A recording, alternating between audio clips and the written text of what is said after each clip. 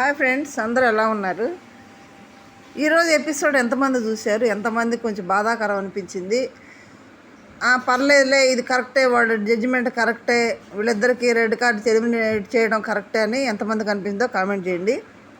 First time మన channel చూసిన వారు సబ్స్క్రైబ్ చేయండి, లైక్ చేయండి, షేర్ చేయండి. హైప్ బటన్ మాత్రం కొంచెం ప్రెస్ చేయండి, మనకు కొంచెం హైప్ వచ్చినట్టు ఉంటుంది, అంటే కొంచెం ఊపు వచ్చినట్టు వీడియోకి. ఓకే, ఇప్పుడు మన వీడియోలోకి వెళ్ళే ముందు ఫస్ట్ ప్రసన్న గురించి మాట్లాడుకుందాం. ప్రసన్న ఎలిమినేట్ అయ్యాడు, శ్వేత ఎలిమినేట్ అయింది. ప్రసన్న మనస్తత్వానికి ఈ షోకి పనికిరాడు. ఎందుకంటే తను అనుకున్న విధానం కానీ, తన మనస్తత్వం కానీ, తన ఆలోచన తీరు కానీ, అతని సెట్ కానీ ఏంటంటే ఈ లొల్లి కానీ, అంటే అప్పుడప్పుడు గొడవలు పట్టడం, తర్వాత పంచాయతీలు, అనవసరంగా ఒకడి మీద నిందలేయటం, అనవసరం గొడవలు పెట్టుకోవటం, మాట్లాడటం, అది తన వల్ల కాదని తనే అంటున్నాడు. అక్కడ బోర్డు ఇచ్చేదంటూ నాగానికి డంబని బోర్డు ఇచ్చాడు. ఇస్తే నాగా అన్నాడు, నేను ఒప్పుకోను, దీన్ని యాక్సెప్ట్ చేయను అంటే, మరి ఇంకొక ఏం రీజన్ చెప్పాడు తెలుసా? నాకు లీడర్షిప్ ఇచ్చాడు, కానీ అంటే నాకు ఇంతకుముందు లీడర్ బ్యాడ్జ్ ఇచ్చాడు ప్రసన్నకి, నా మీద జారితో ఇచ్చాడు అనేమో ప్రసన్న అనుకున్నాడు. నాగా ఏమనుకున్నా అంటే, లేదు తనకి లీడర్షిప్ ఇస్తే తనేంటో కొంత ప్రూవ్ చేసుకోగలడు అన్నట్టు నేను ఇచ్చానని తను అంటున్నాడు.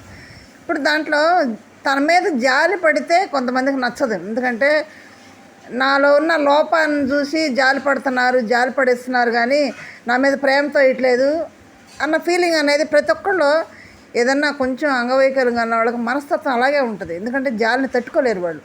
ఎందుకంటే అప్పటి వరకు బాధలు పడి జాలిపడి ఇప్పటికే జాలి చూపించినట్టు చాలా మంది ఉంటారు, దాన్ని తీసుకుపోయి ఉంటారు. వాళ్ళు జాలి చూపించిన వాళ్ళు ఏమొద్దంటే, వాళ్ళు ఏదైనా చేయాలని ముందుకెళ్తున్నా కానీ మనసు ఆ జాలి మీదకి వెళ్ళిపోయి ధైర్యంగా ముందుకు వెళ్ళలేరు వాళ్ళు. అందుకని వాడు కఠినంగా చేసుకోవడానికి కూడా నాకు జాలితోటి ఏమి చేయొద్దు అనే మనస్తత్వం కలిగి ఉంటారు. జాలిని యాక్సెప్ట్ చేయరు వాళ్ళు. చేయకపోవడం మంచిది, చేయకపోవడం వల్ల వాళ్ళు ధైర్యంగా ఉండగలరు. జాలితోటి అదే బాధతోటి ఉంటే వాళ్ళు ముందుకు వెళ్ళలేరు. అటువంటి ఏదన్నా ఇబ్బంది ఉండగానే వాళ్ళు, బాడీలో ఇబ్బంది ఉన్నవాళ్ళు. అదే మనస్తత్వం ప్రసన్నది. ఎందుకంటే తను చెప్పిన ఇక్కడ ఇంటర్వ్యూ చేసిన దాంట్లో కాలు ఎలా పోయిందని అడిగితే, నైట్ టైము 2 గంటలప్పుడు బయటికి తినడం అలవాటు అంట. అట్లా వెళ్ళాడంట. వెళ్ళి పాపం ఏదో తీసుకుందాం నిలబడ్డాడంటే, ఎవడో తాగి కారు వేసుకొని వచ్చి గుద్దేశాడు. పాపం తనకి ఇక బ్యాడ్ లెక్క ఆ టైంలో గుద్దేసేటప్పుడు కాలు ఇరిగిపోయింది, తీసేయాలి పరిస్థితి వచ్చేసింది. అయినా కానీ తను మోటివేషన్ తోటి చాలా అవార్డులు గెలుచుకున్నాడు, కొన్ని సినిమాస్లో చేశాడు. తను ధైర్యానికి మెచ్చుకోవాలి. అయినా కానీ ఈ షోలోకి ఇంత పెద్ద ప్లాట్ఫామ్ మీదకి అడుగు పెట్టమంటే గ్రేటే. గేట్ వరకు వచ్చి వెళ్ళిన వాళ్ళు ఉంటారు, గేట్ నుంచి లోపలికి వచ్చి వెళ్ళిపోయిన వాళ్ళు ఉంటారు. ఇప్పుడు 20,000 మందిలో 15 మందిలో సెలెక్ట్ అవ్వడం అంటే సామాన్యం కదా. వాళ్ళందరూ వెళ్ళిపోయారు కదా. 15 మందిలో సెలెక్ట్ అయ్యి ఈ స్టేజ్ మీదకి వచ్చి అగ్ని పరీక్షలో పాల్గొనటం, ఓటింగ్ ద్వారా ఆడియన్స్కి దగ్గర అవ్వటం కొంత కూడా తనకి ప్లస్ పాయింటే. కానీ ప్రసన్న మనస్తత్వానికి మాత్రం BB9 సెట్ కాదు. వాళ్ళు ఏదో ఇలాంటి మోటివేషన్ గల వ్యక్తిని తీసుకుందామని తీసుకున్న వాళ్ళు, తను అక్కడ కొంచెం ఆట తీరు కానీ మాట తీరు కానీ పాపం భరించలేకపోతున్నాడు. అక్కడ వాళ్ళ మధ్య ఆ వాతావరణానికి తను మెలగలేకపోతున్నాడు, అసలు తీసుకోలేకపోతున్నాడు. అక్కడ ఎవరు నిందేయాలంటే వేయలేకపోతున్నాడు గబక్కన. కొంతమంది BB9 ఎలా ఉంటుంది, ఏదో ఏ బీబీ షో అయినా సరే గయ్యను మీద పడిపోవాలి, ఉన్నాయి లేని క్రియేట్ చేసుకోవాలి, ఉన్నాయి లేని క్రియేట్ చేసి ఎలిమినేట్ చేసేయాలి, ఉన్నాయి లేని అనేసేయాలి, సడన్గా లొల్లి పెట్టుకోవాలి, సడన్గా పంచాయతీలు పెట్టాలి, సడన్గా ఎమోషన్ అయిపోవాలి, ఇలాంటివన్నీ జరగాలి అక్కడ. అలా సిచ్యువేషన్లు చేయటం ప్రసన్నకి చేత కాదు. తన మనస్తత్వం అలాంటిది, చాలా మంచి మనస్తత్వం కూడా ప్రసన్నది. అలా తట్టుకోలేడు. నేను ఎదురు వ్యక్తిని టక్కన మాట అనలేనని తనే బాధపడుతున్నాడు. నేను బాధపడ్డాడు అనలేక. వాళ్ళు అప్పటికన్నారు, నాగాను కాదు ఇంకేదన్నా చూడండి, వాళ్ళు ఇది చేసినా కానీ ఇంకెవరు లేరండి అన్న. తన మనస్తత్వం అదైనా ఉండొచ్చు, ఇంకోటి ఏది ఇస్తే ఏమవుద్దు వాళ్ళతో లొల్లి అన్నట్టు అది కూడా ఉండొచ్చు. అంటే ఆ పర్సన్ ఆ మనస్తత్వం BB షోకి సెట్ కాడనమాట.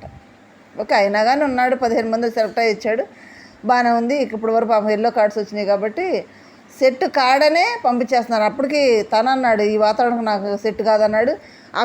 మన నవదీప్ కూడా అదే అన్నాడు, నేనే మోటివేషన్ చేశాను, నేనే నీకు గ్రీన్ కార్డు ఇచ్చాను, కానీ నువ్వు ఇలా పంచాయతీలకి నువ్వు తట్టుకోలేవు, నువ్వు సెట్ కావు దీనికి అని నవదీప్ ఓపెన్గా చెప్పేశాడు. ఇంటికి వెళ్ళిపోయాడు. కొంచెం బాధాకర విషయం అయినా తను ఉండలేడు. ఒకవేళ BB9 షోలోకి వెళ్ళా కానీ ఉండలేడు ఆ వాతావరణంకి. పైగా మనవాళ్ళు కాదు, ఇంకా సెలబ్రిటీలు వస్తారు, గయ్యాడుగా వస్తారు అందరూ. ఆ సెలబ్రిటీలు వస్తే అసలు తట్టుకోలేడు ప్రసన్న పాపం. ఓకే, ప్రసన్న ఇంటికి వెళ్ళడమే మంచిదని నేను అనుకుంటున్నాను. తన మానసికంగా ఆడికి వెళ్ళి ఇబ్బంది పడే కంటే కూడా వెళ్ళడమే మంచిదని నేను అనుకుంటున్నాను. తనకు భవిష్యత్తులో మంచి కెరియర్ దేవుడు ఇవ్వాలని మనస్ఫూర్తిగా కోరుకుందాం మనం. ఓకే ఫ్రెండ్స్, నెక్స్ట్ వచ్చి శ్వేత యూకే నుంచి వచ్చింది. పాపం చాలా కష్టపడింది. యూకే నుండి వచ్చింది, పుషప్పులు చేసింది, నవదీప్కి ప్రపోజల్ చేయమంటే చేసింది, బాగానే ఉంది. 15 మందిలో సెలెక్ట్ అయింది. ఆ ప్లాట్ఫామ్ మీదకి అడుగు పెట్టాలంటే ఎంతోమంది వెళ్ళిపోయారు, తనకు ఛాన్స్ వచ్చింది. కానీ వాళ్ళ అమ్మ కోరిక ఏంటి, ఆ ప్లాట్ఫామ్ మీద తను చూడాలి అనేది వాళ్ళ అమ్మ కోరిక నెరవేర్చింది. షూటింగ్ జరుగుతుండగానే వాళ్ళ అమ్మగారు చనిపోయారు. ఇక మన బాధాకర పాపం ఆడపిల్ల కాబట్టి చనిపోయింది కాబట్టి బాధగానే ఉంది. కానీ తన తల్లి కోరిక నెరవేర్చింది, స్టేజ్ మీద నిలబడటం. కానీ కొంచెం ఇక్కడ చేసిన తన మిస్టేక్ ఏంటంటే, ఆల్రెడీ ఎల్లో కార్డు వచ్చిన్న శ్వేత గేమ్లో హరీష్ చాలా ఫాస్ట్గా ఉన్నాడు. Already sports man Harish, mask man. మరి తను ఆడేటప్పుడు ముందు ఆ మూటలు తీసుకునేటప్పుడు హరీష్ వెళ్ళి తీసుకున్నాడు. అదే పండుకునే టైంలో కూడా హరీష్ని పడుకోబెట్టకుండా ఈ శ్వేత అక్కడ పడుకొని హరీష్ చేత మూటలు వేయించినట్టయితే బాగుండేది. హైట్గా ఉన్నాడు పర్సన్, ఇట్లా వంగితే కొంచెం దూరం లెంత్ కూడా కవర్ అవుతుంది, వేయగలడు. దాంట్లో కొంచెం గెలిచేవాళ్ళు తన బెనిఫిట్ శ్వేత అయితే ఉండగలిగేది. తను చేసిన తప్పు ఏంటంటే, ఆల్రెడీ నాకు ఎల్లో కార్డు వచ్చింది కాబట్టి హరీష్ నువ్వు ముందు ఆడేవు కదా, నువ్వు పండుకో, నేను మూటలు వేస్తాను, నేను కూడా స్పోర్ట్స్ మ్యాన్ కదా, నాకు కొంచెం అడ్వాంటేజ్ అవుద్ది అనగానే పాపం హరీష్ కూడా సర్లే ఓకే అన్నాడు. ఆల్రెడీ పవన్తో కొట్లాడే కాడ మూటల కాడ హ్యాంకిల్కి కూడా తనకు దెబ్బ తగిలిందని చెప్తున్నాడు. రీజన్ బాగానే ఉంది. హరీష్ చేత వేయించినట్టయితే గెలిచేవాళ్ళే శ్వేత అక్కడ ఉండేది. కానీ శ్వేత వేయటం వల్ల వేయలేకపోయింది, మూటలు కొన్నే ఉండిపోయినాయి. వేయలేకపోవడం వల్ల తను ఎలిమినేట్ అయ్యి బయటకు వెళ్ళాల్సి వచ్చింది. బాధగానే వెళ్ళింది పాపం. అంటే భీమినైన్లోకి వెళ్ళొచ్చు అన్న ఆలోచన ఎవరికైనా కోరుకుంటుంది, అక్కడ ఉండేవాళ్ళు ఎవరికైనా. కానీ ఆ ప్లాట్ఫామ్కి అడుగు పెట్టాలే కదా వచ్చేది. పాపం వెళ్ళిపోయింది శ్వేత. కానీ శ్వేతకు ఓటింగ్ కూడా పెద్దగా ఏమి లేదు, ఎందుకంటే ఎక్కువ ఆడింది ఏమి లేదు కానీ ఓటింగ్ కూడా పెద్దగా లేదు. ఇంకా అస్సాంకి టికెట్లు పుచ్చుకున్న వాళ్ళు చాలా మంది ఉన్నారు అక్కడ. అసలు నాకు అనిపించిన పర్సన్ ఎవరంటే అనూష రత్నం. ఇన్ని రోజులు మనం డిమాన్ పవను సరిగా ఆడ్డో అనుకుంటూ వచ్చాం. సార్ ఈరోజు ఎపిసోడ్లో వీళ్ళిద్దరు ఎలిమినేషన్ గురించి పక్కన పెడితే మిగిలిన వాళ్ళు ఎలా ఆడారు, వాళ్ళు ఎలా ఉండారు, బయట ఇంటర్వ్యూలు ఎలా ఇస్తున్నారు అనేది కూడా మనం మాట్లాడుకుందాం.